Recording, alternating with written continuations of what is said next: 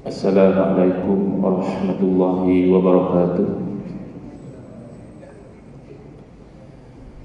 Bismillahirrahmanirrahim. Alhamdulillahi rabbil alamin. Wa afdalus salati wa atammu taslimi ala sayyidina Muhammadin wa ala alihi wa sahbihi ajma'in. Rabbi shrah li sadri wa yassir li amri wa hlul 'uqdatam min lisani yafqahu qawli. Subhanaka la ilma lana illa ma 'allamtana innaka antal alimul hakim. Allahumma akhrijna min zulumatil wahmi wa akrimna bi nuril fahmi waftah 'alaina bi ma'rifatil ilmi wa sahhil akhlaqana bil hilm waj'alna mimman yastami'una al-qawla fayattabi'una ahsanah. Allahumma ati nufusana taqwaha wa zakkiha anta khairu man zakkaha anta waliyuha wa maulaha. Allahumma arinal haqqa haqqan warzuqna ittiba'ah wa arinal batila batilan warzuqna ijtinabah. Allahumma anfa'na bima 'allamtana wa 'allimna ma yanfa'una wa zidna ilman wa huda. Amma ba'd. Alhamdulillah, muslimin muslimat, hadirin hadirat yang saya hormati, moga-moga kita semua dirahmati dan diberkati oleh Allah Subhanahu wa taala, dan moga-moga kita semua dikurniakan oleh Allah Subhanahu wa taala kefahaman yang baik di dalam urusan agama kita, dan juga keikhlasan yang mantap di dalam menuju ridha Allah Subhanahu wa taala. Syukur pada pagi ini insya-Allah kita akan menyambung pengajian yang asalnya adalah kuliah maghrib bulanan hari Rabu yang keempat, anjuran Masjid Al-Maghdiyah Taman Melawati, tapi kita gantikan pada pagi ini kerana ada halangan pada tarikh yang ditetapkan.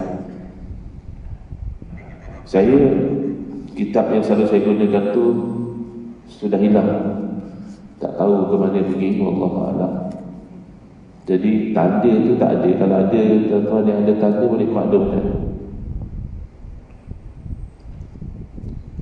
Kalau tak silap saya, kita akan masuk ke Tauhid 3, muka surat 85, betul kan?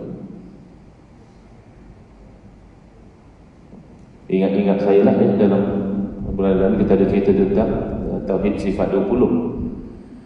Jadi sekarang kita pergi ke Tauhid 3 di muka surat 85. Soalan: apakah pandangan para ulama tentang pembahagian Tauhid kepada 3, iaitu Tauhid Rububiyah, Tauhid Uluhiyah, dan Tauhidul Asma'i was Sifat? Jawapan ini dijawab ya. Masalah ini dijawab oleh para ulama dengan jawapan yang umum dan juga jawapan yang khusus.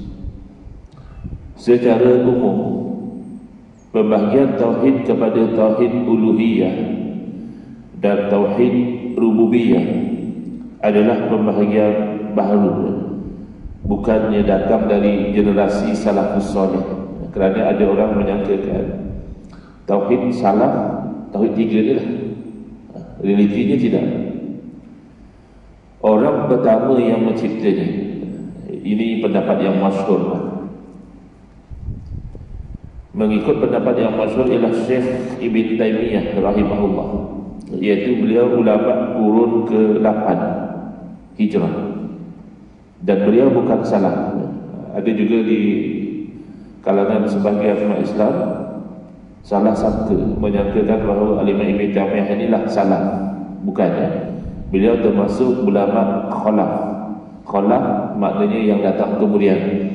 Salaf secara umumnya sama ada sahabat Nabi ataupun sahabat Nabi dan tabi'in. Yang paling masyhur adalah sahabat Nabi, tabi'in dan juga tabi'in, 3 generasi yang pertama. Dan ada sebahagian mengatakan 500 tahun pertama selepas daripada Nabi sallallahu alaihi wasallam itu masih boleh dianggap salah. Ikutlah ya mana-mana dari definisi salah. Al-Imam Ibn Taymiyah beliau terkeluar dari generasi salaf. Cuma di dalam berfatwa dan berpandangan, beliau kerap mendakwa, inilah pandangan salaf, inilah pegangan salaf dan seumpama dengannya. Cuma penyusunan yang baru itu tidak ada masalah, karena penyusunan ilmu itu biasa datang kemudian. Sebagai contoh yang mudah, kita sekarang ini kalau nak belajar solat atau kita ajar anak-anak kita solat, kita akan beritahu rukun sembahyang 13 perkara. Pertama, niat. Yang kedua, berdiri betul bagi orang yang mampu. Yang ketiga, takbiratul ihram. Yang keempat, membaca suratul Fatihah dan seterusnya. Demikian tidak ada pembahagian begitu di zaman Nabi sallallahu alaihi wasallam. Sahabat tidak belajar sembahyang rukun sembahyang 13 perkara. Tapi tidak menjadikan pembahagian rukun sembahyang kepada 13 itu salah. Tidak berarti oleh kerana sahabat tidak belajar rukun sembahyang 13 perkara maka sahabat solat tidak berdiri, sahabat solat tidak takbir, sahabat solat tidak baca Fatihah, rukuk, sujud dan sebagainya. Penyusunan yang datang kemudian tidak masalah. Bahkan tauhid sifat 20 juga penyusunannya baru. Wujud qidam baqah, ya sahabat tak belajar akidah wujud qidam baqah. Tapi adakah sahabat tidak percaya Allah wujud? Tak mungkin. Takkanlah umat Islam tak percaya Allah itu bersifat qidam, yakni wujud tanpa ada permulaan. Takkanlah umat Islam sejak zaman salaf lagi, bahkan sebelum itu lagi sejak zaman Nabi Adam alaihissalam, takkanlah umat Islam percaya bahawa Allah Ta'ala satu masa akan binasa? Tak mungkin. Jadi isi daripada sifat 20 itu, daripada wujud qidam baqah sampai kaum nubuh mutakalliman, itu memang diyakini bukan sahaja sejak zaman Nabi sallallahu alaihi wasallam, bahkan semenjak adanya orang yang beriman, itulah keimanan mereka. Kerana tauhid akidah ini tak berubah. Berbeza dengan syariat. Kita tahu ada kalanya syariat yang dilaksanakan di dalam umat seseorang rasul tidak dilaksanakan dalam umat rasul yang lain. Ya, syariat boleh berbeza, akidah tidak. Oleh itu, semata-mata pembahagian ini baharu belum jadi masalah lagi.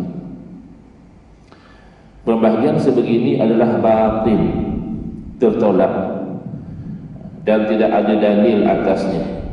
Rasulullah SAW tidak pernah berkata kepada seseorang yang memeluk Islam, umpamanya, sesungguhnya terdapat dua tauhid.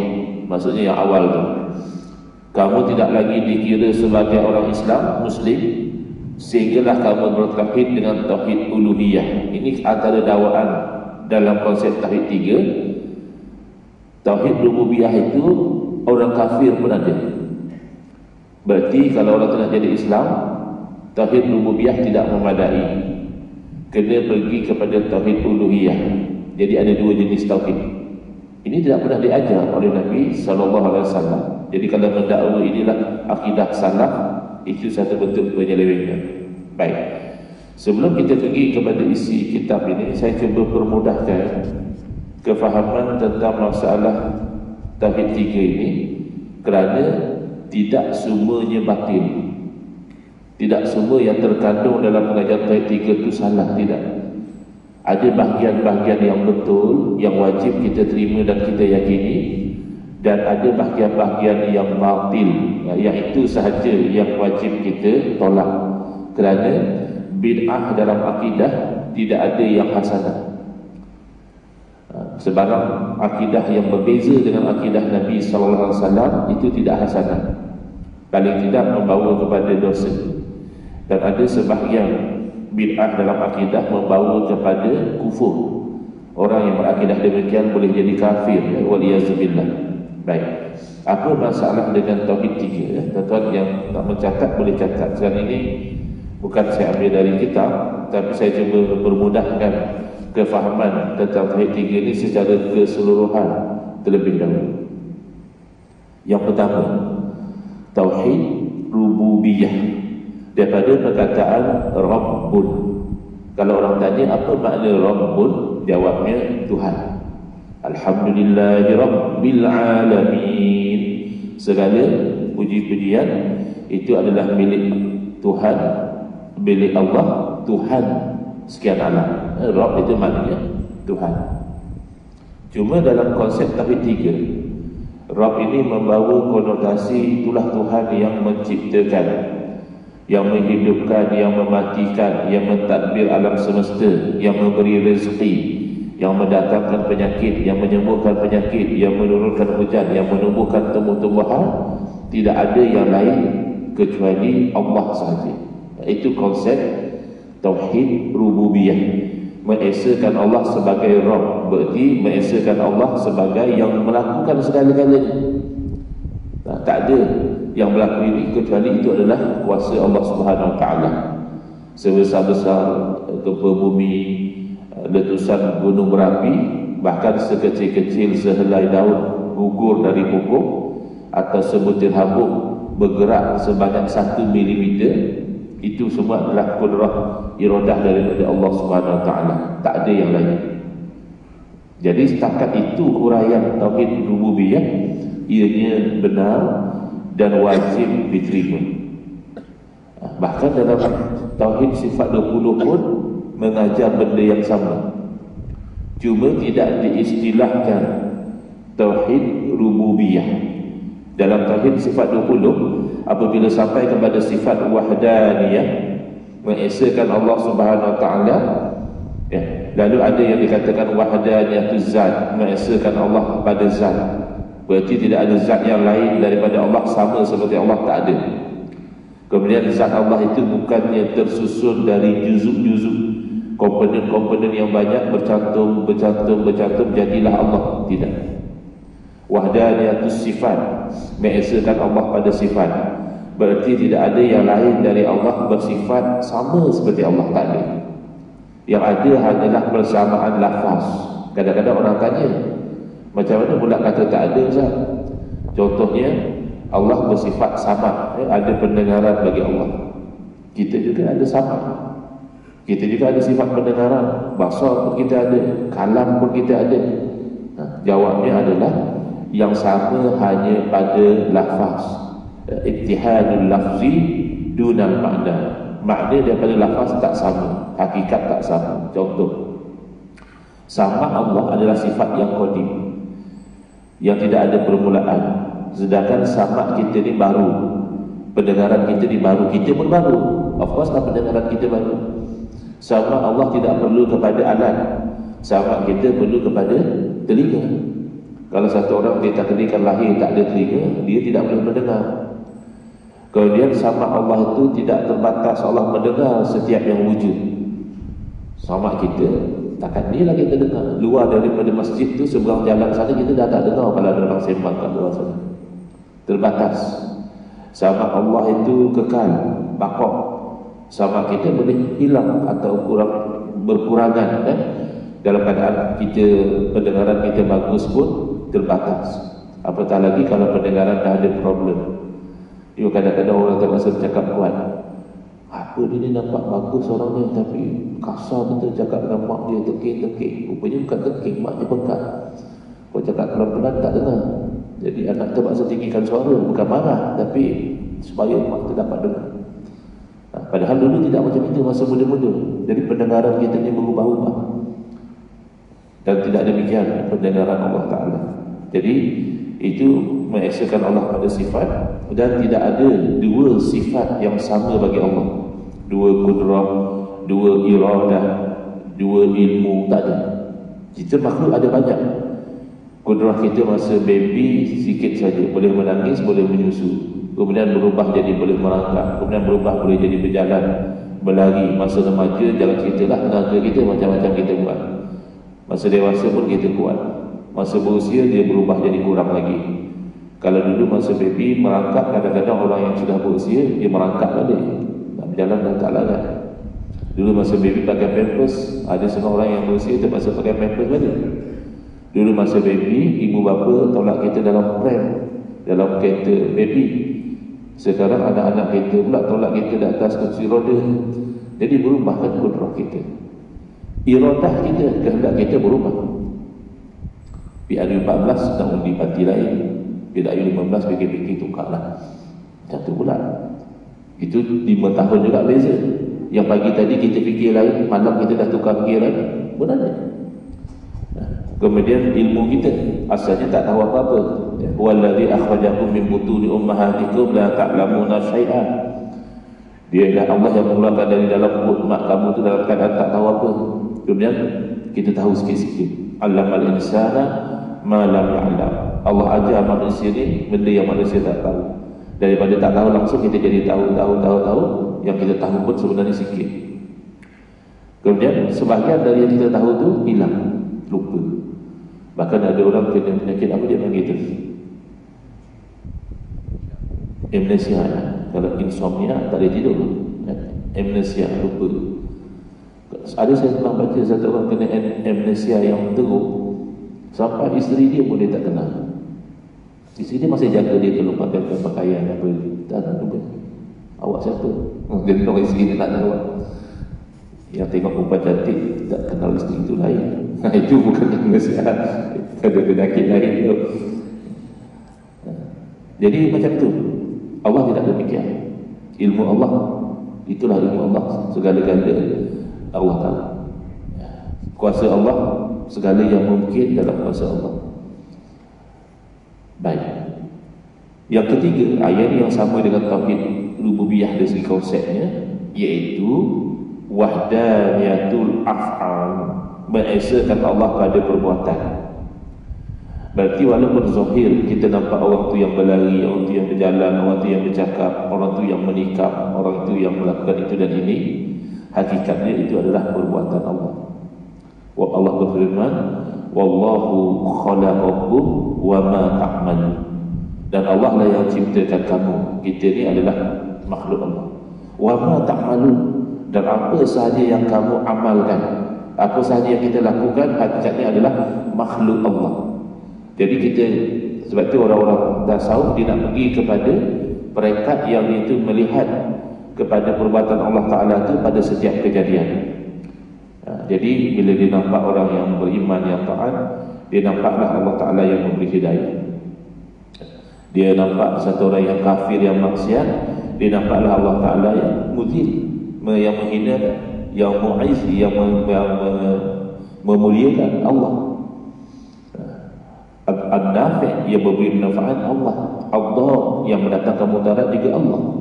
Jadi itu namanya wahdaniyatul af'al.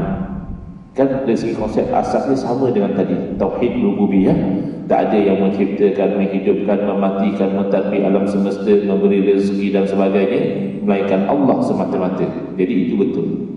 Konsep tauhid rububiyah setakat huraiannya begitu benar.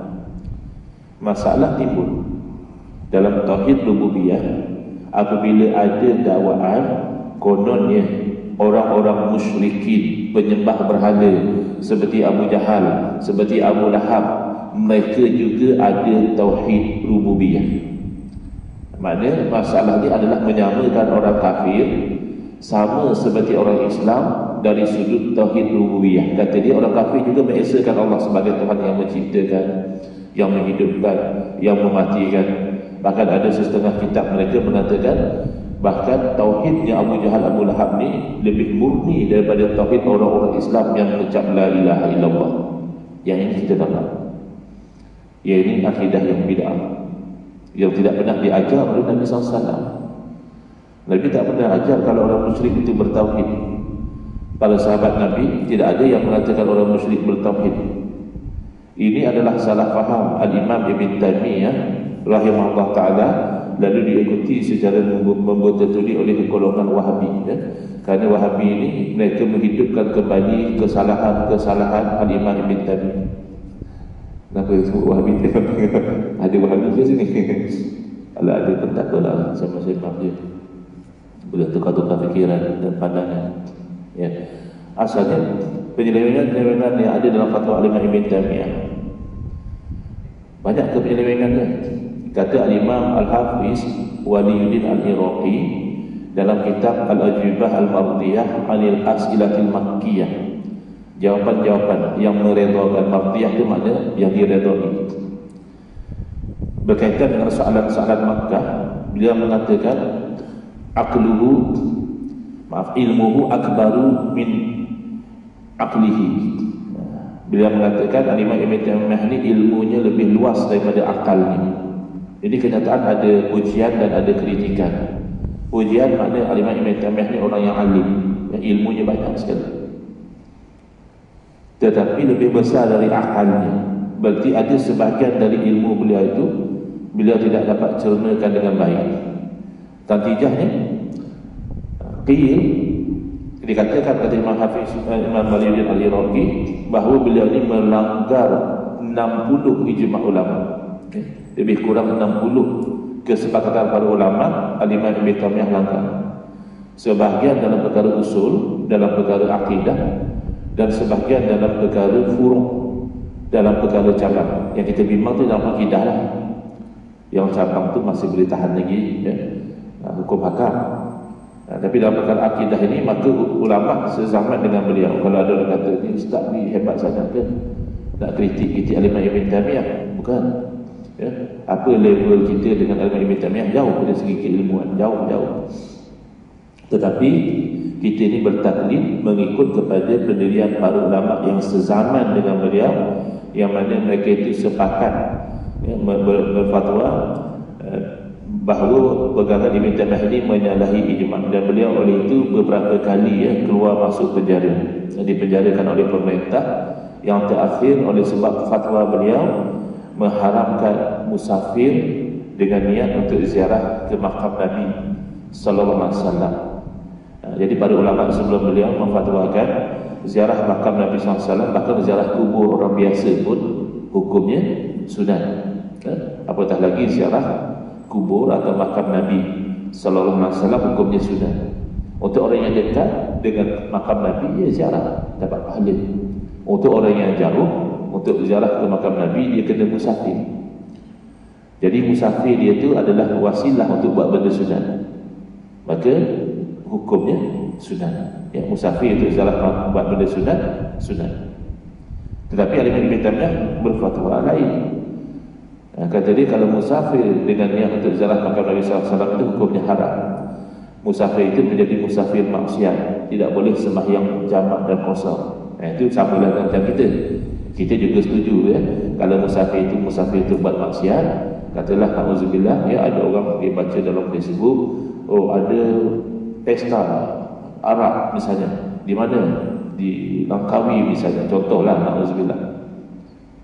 Ini free flow, minum arak tak payah bayar. Beli tiket bas pergi sana. Tapi bagusnya abang-abang ni semayang lagi dia. Minalak juga semayang tak tinggal.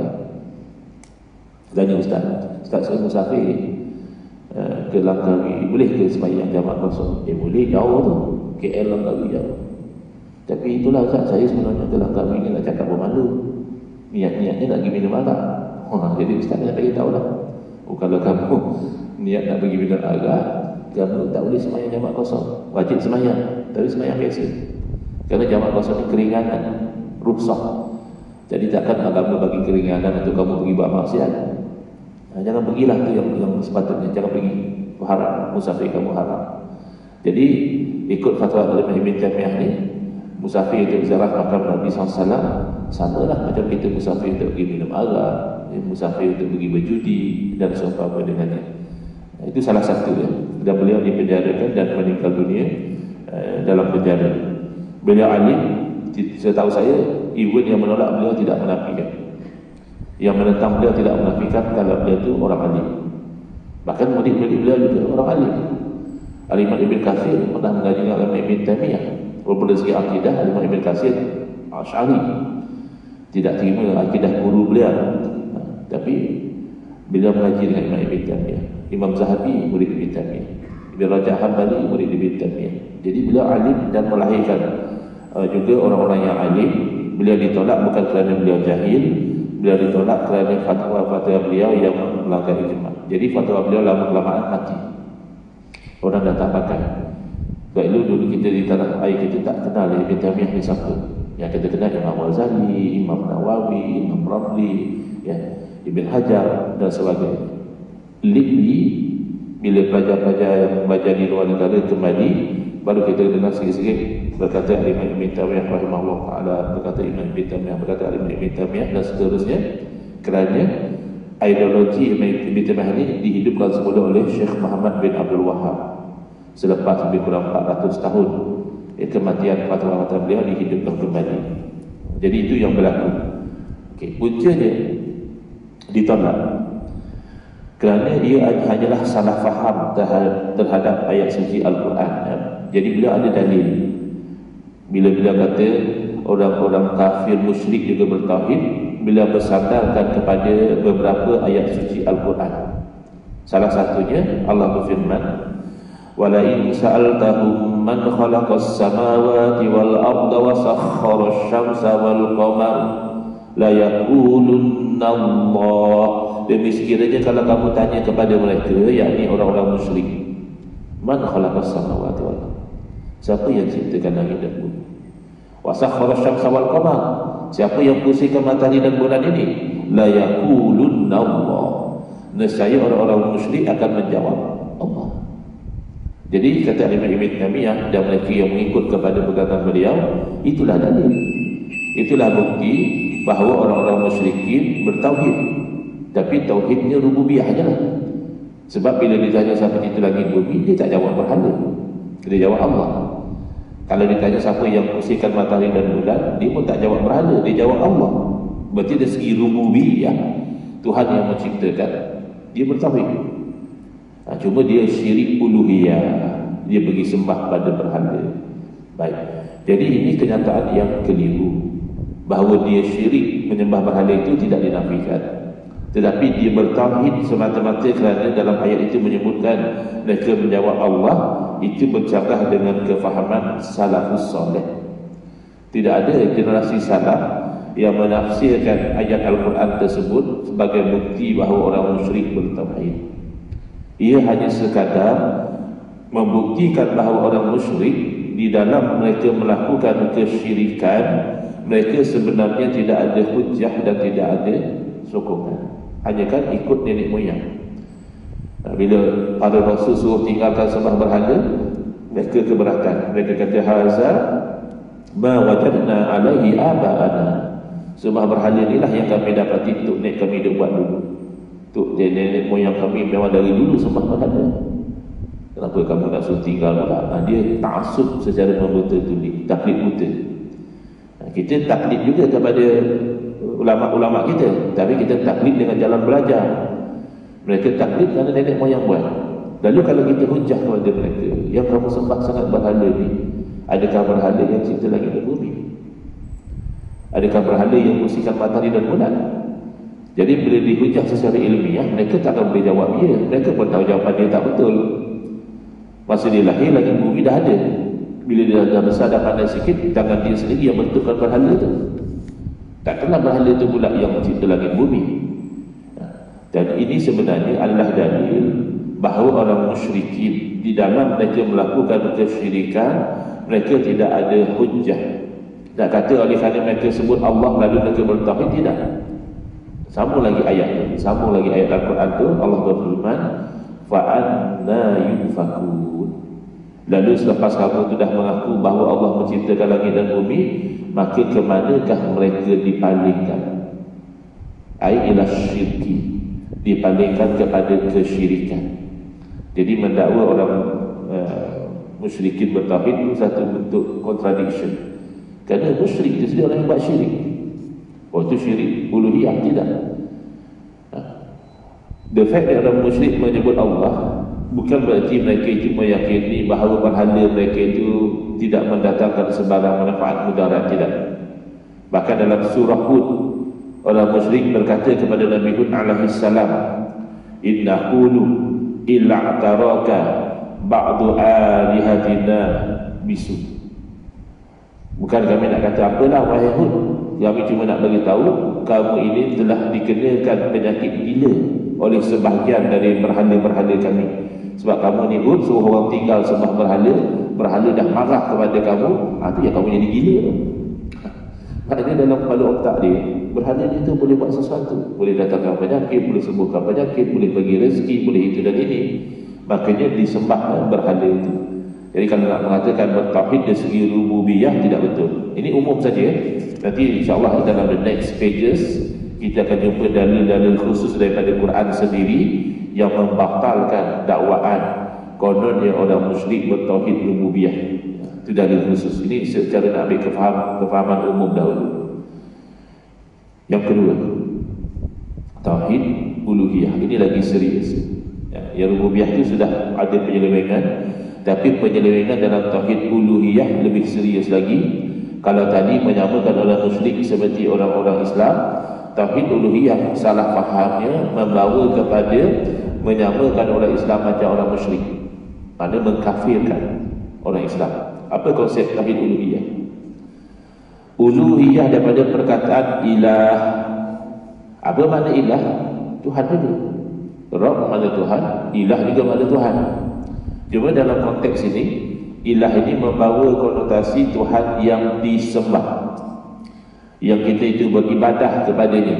Maka konsep tauhid uluhiyah adalah kita itu hanya boleh menyembah, beribadah kepada Allah.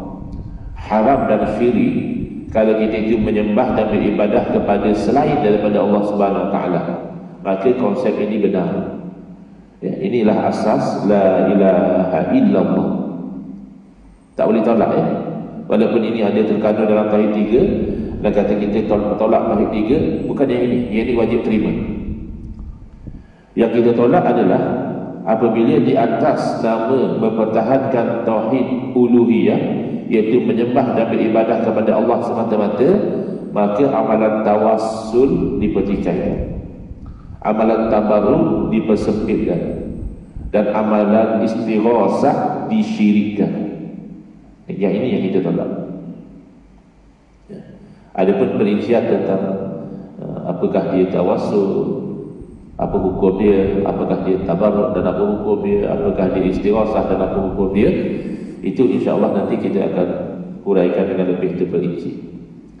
Sekarang kita pergi kepada yang masalah yang ketiga. Yang tadi itu serius sebab bila mereka mensyirikkan istighasah misalnya, bila orang ziarah kubur, orang Islam pergi ziarah kubur, lalu mereka menuduh orang Islam ini menyembah kubur.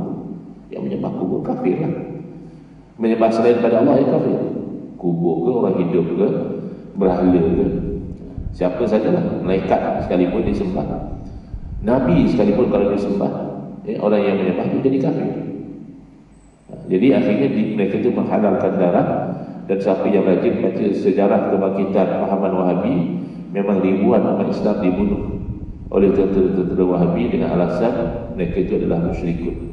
Kita kena baca sejarah masa mereka lawan dengan khilafah Utsmaniyah. Mereka rampas tanah suci Makkah dan Madinah. Mereka bunuh orang di rumah, di pasar. Itu mereka sendiri tulis dalam buku mereka, catatan dari pakar sejarah mereka. Ibn Bishir, Ibn Wannam, Ibn Bishir dalam kitab Unwanul Majdi fi Tarikh Najd, tanda-tanda kemuliaan pada sejarah Najd. Najd ini daerah di Hijaz, Arab Saudi sekarang. Tapi kalau tuan-tuan cuba nak cari Najd dalam peta sekarang ni, tak jumpa. Kerana namanya telah ditukar menjadi Riyadh. Riyadh itu nama baru bagi Najd. Dalam kitab Tarikh Najd oleh Ibn Wannam, dia bagi tahu terang-terang, dia kata Kubail ni daripada perkataan Qoblah. Qoblah makna sebelum, Kubail makna sejurus sebelum kebangkitan Muhammad bin Wahab. Kata dia, umat Islam kata-katanya bergelumang dengan kesyirikan. Ini takfir jama'i, makna mengkafirkan secara umum. Majoriti umat Islam ni kafir. Sebelum daripada Syekh Muhammad bin Wahab, majoriti umat Islam pada masa ada ulama-ulama, ada orang-orang soleh, ada pakar dalam berbagai cabang ilmu, ada mufti-mufti, ada Syekhul Islam dan sebagainya. Ini semua dianggap majoritinya kafir. Sebab itu orang yang tak faham konsep tauhid 3, dia kata lah, tak payah berbalah lah Ustaz, sebab asyik dunia ni lah. Siapa yang nak belajar tauhid sebab 20, ya silakan. Siapa nak belajar tauhid 3, jangan kita larang. Bukan masalah itu. Ini bukan masalah pendekatan, ia masalah isi. Okay. Yang ketiga yang kita nak ambil kefahaman secara umum, iaitu tauhidul asma'i was sifat. Tauhid mengesakan Allah pada nama-nama dan juga sifat-sifat Allah. Jadi kita tak ada masalah. Bahkan Dalam kajian sifat 20 juga kita menyentuh tentang asma Allah, nama-nama Allah. Kita juga menyentuh tentang sifat-sifat Allah. Nama pun sifat 20. Mana belajar sifat Allah. Masalah adalah di atas nama atau banner Tauhidul Asma'i wa Sifat membawa orang yang berpegang dengan Tauhid 3 kepada memahami ayat-ayat yang mutasyabihat di dalam Al-Quran dengan makna zahir yang bercanggah dengan ayat muhkamat. Ayat muhkamat, laisa kamitslihi syai', tidak ada sesuatu pun yang sama seperti Allah. Walam yakul lahu kufuwan ahad, tidak adalah yang kufu yang sama seperti Allah, tidak ada. Tiba-tiba oleh kerana dia baca ayat Quran Ar-Rahmanu 'alal 'arsy istawa, maka dia kata Tuhan itu bertempat ataupun duduk di atas arsy. Ini menyamakan Allah seperti makhluk. Kerana makhluk itu bertempat, bahkan tempat itu juga makhluk. Jadi kalau mengatakan Allah bertempat atas arsy kerana memahami zahir dari ayat itu, maka itu membawa kepada tashbih. Bahkan mereka juga tolak akidah yang dipanggil akidah al-hulul. Al-hulul ni makna Allah ada pada makhluk. Ada satu akidah namanya al-hulul wal ittihad. Itu batil. Kita ahli sunnah wal jamaah tolak. Yang pendukung tauhid 3 ni pun tolak. Apa makna al-hulul wal ittihad? Al-hulul tu makna Allah tu ada pada makhluk ni. Ittihad, Allah dengan makhluk tu bersatu. Ini batil. Tapi dia tak merasakan mengatakan Allah bertempat di arsy itu al-hulul. Berarti Allah ada pada arsy. Arsy itu makhluk. Makhluk ni benda baru. Dulu tak ada arsy. Adakah sebelum ada arsy Allah tak wujud? Tak mungkin. Allah wujud sebelum ada segala-galanya. Berarti Allah wujud tanpa tempat itu pasti. Allah wujud tanpa arsy itu pasti. Adakah oleh kerana Allah setelah ciptakan arsy lalu Allah berubah dari tidak bertempat menjadi bertempat? Maka kita ada sunnah wal jamaah mendepani ayat mutasyabihat dengan jalan tanzih, iaitu mensucikan Allah dari menyerupai makhluk, sama ada tafwid, serah bulat-bulat makna kepada Allah dengan keyakinan pastilah makna itu layak dengan Allah Ta'ala, atau takwil, meletakkan satu makna yang dari segi bahasanya ada, dari segi akidah tidak bercanggah. Istawa ada dengan makna qahar, menggagahi. Istawa ada dengan makna istaula, menguasai.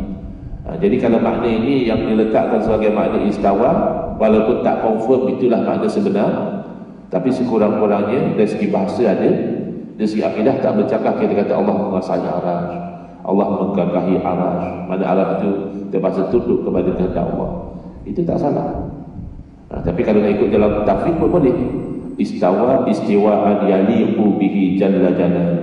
Istiwa adalah istiwa yang layak dengan Allah. Tapi kalau kamu dah terjemah istawa dengan makna bersemayam, bersemayam maknanya duduk, bersemayam yang layak dengan Allah, tak betul. Sama kalau macam kamu kata dalam ayat Al-Quran, nasullaha fanasiyahum, mereka lupa akan Allah lalu Allah lupa akan mereka. Lalu kamu kata Allah juga bersifat lupa, tapi lupa yang layak dengan Allah. Tak betul. Lupa itu tidak layak dengan Allah.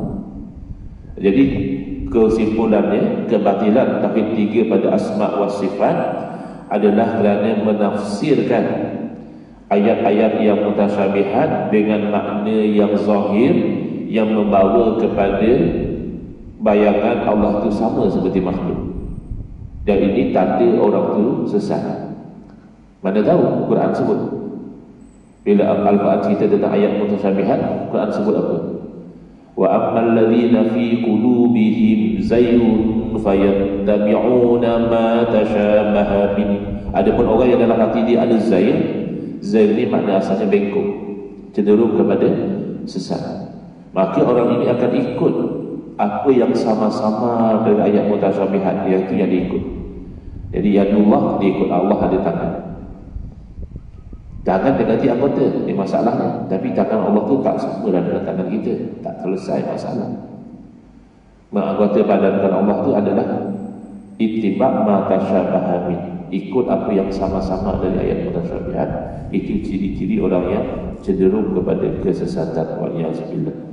Jadi itu secara ringkas ya, di mana tempat tauhid 3 itu benar dan di mana tempat tauhid 3 itu batil ya. Next, insya-Allah ya, kita akan lihat di muka surat 86 ke atas ya. Tuan yang buat kitab boleh tanda untuk melihat kebatilan tauhid 3 ini secara lebih spesifik dan bagaimana ayat-ayat Al-Quran sendiri menyanggahi konsep tauhid 3 tadi. Wallahu a'lam. Ada sebarang soalan tuan-tuan kalau saya mampu jawab?